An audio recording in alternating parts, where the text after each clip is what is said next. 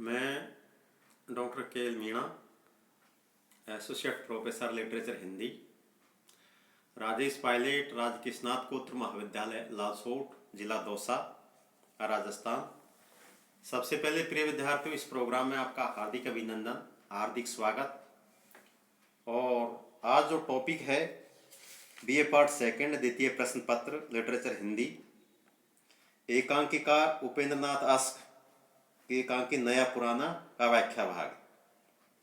उससे पहले प्रिय विद्यार्थियों, यदि नया पुराना एकांकी के जो पात्र है उनके चरित्र चित्रण पर संक्षेप में प्रकाश डाला जाए तो कुछ पात्र है, जैसे देवचंद है, रवि दत्त है, प्रतिमा है, भाभी है, कमल है, नौकरानी है, लीली की माँ है, इत्यादि पात्र। परंतु नया पुरानी एकांकी में उपेंद्र नाथ अस्क ने वर्तमान अर्थ प्रशासन युग के यथार्थ को चित्र करने का सुंदर प्रयास किया है। इस भागदौड़ की जिंदगी में, इस भोगविलास की जिंदगी में, इस विज्ञान के युग में अर्थ की प्रधानता अर्थात रुपये पैसे की प्रधानता को महत्वपूर्ण ढंग से और बड़े अच्छे तरीके से इस एकांकी में चित्रित या प्रस्तुत किया गया है। परंतु उपेंद्र नाथ अस्क ने यह भी चित्रित किया है कि पैसा ही जीवन में सब कुछ नहीं है। उससे पहले जो नैतिक मूल्य, मानवीय मूल्य, रिश्ते नाते हैं, परंपराएं हैं, रीति रिवाज है, इत्यादि भी जीवित रहने चाहिए।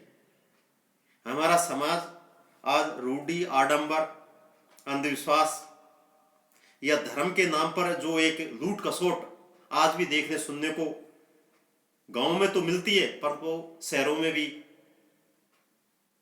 विशेषकर मां बहने का शिकार हो जाती है। इसी के साथ साथ इसमें सभी पात्रों का चरित्र चित्रण जिस रूप में हुआ है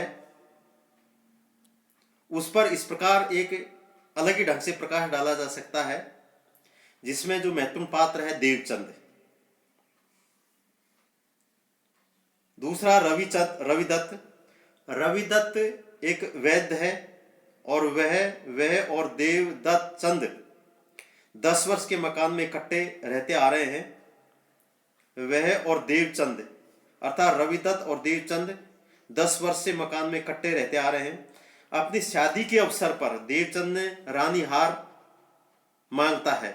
अपनी शादी के अवसर पर देवचंद से रवि दत्त रानी हार मांगता है, किंतु फिर वापस करने का नाम ही नहीं लेता।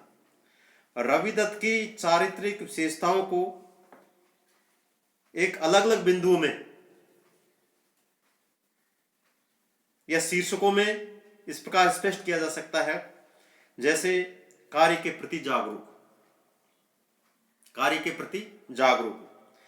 रवि दत्त वैद्य है, वह अपने कार्य के प्रति जागरूक है, वह अच्छा वैद्य है, इसलिए उसके यहाँ चिकित्सा के लिए आने वाले रोगों की भीड़ लगी रहती है।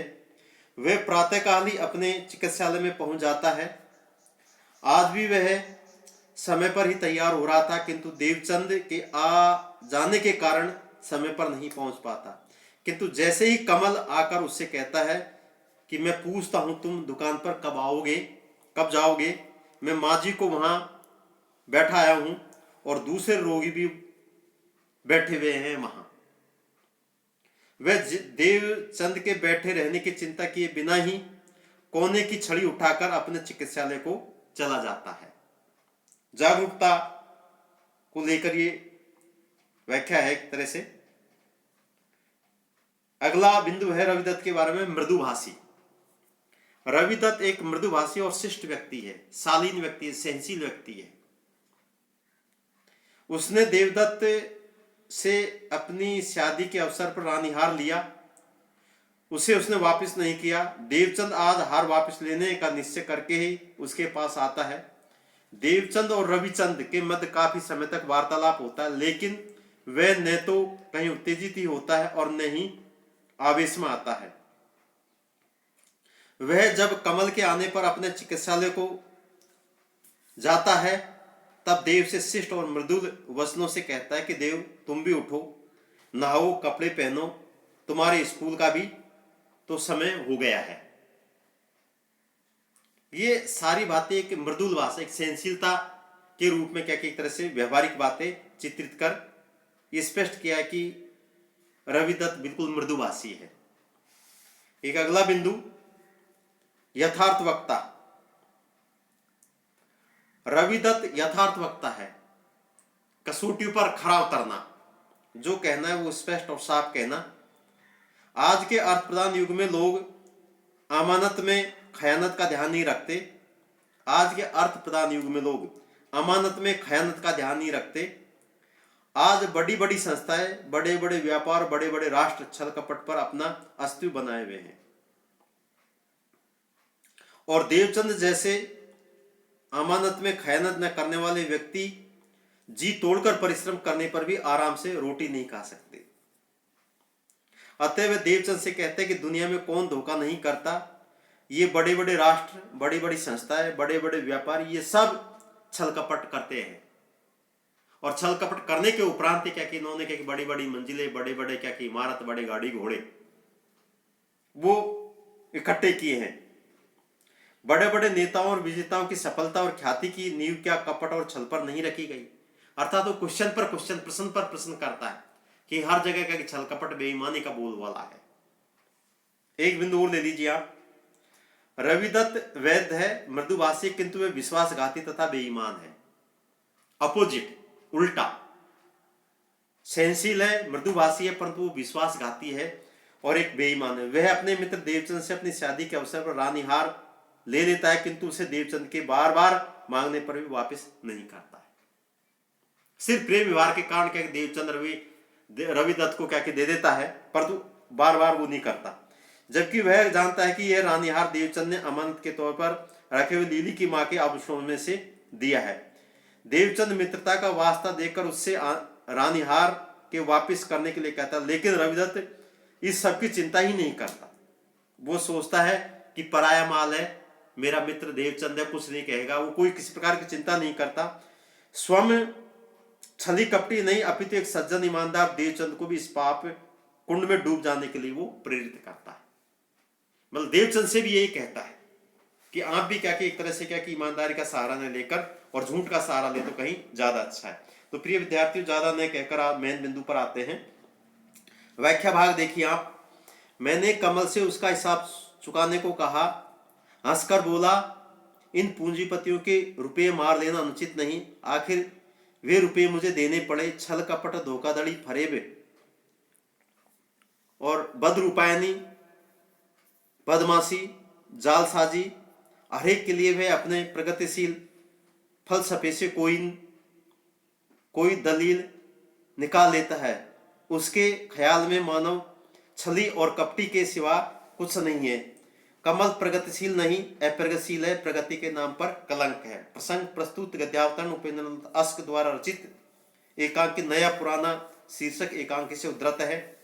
यह देवचंद का कथन है कि वह रविदत्त के समक्ष कमल नामक लेखक के गर्हित प्रगतिशील विचारों की अवहेलना करता है और उसकी निंदा करता है। व्याख्या देखिए। देवदत्त रविदत्त से कहता है कि तुम सिरफरे लेखक कमल के विचारों के कुछ चक्कर में फंस गए हो, तभी रानी हार को वापस करने में आनाकानी कर रहे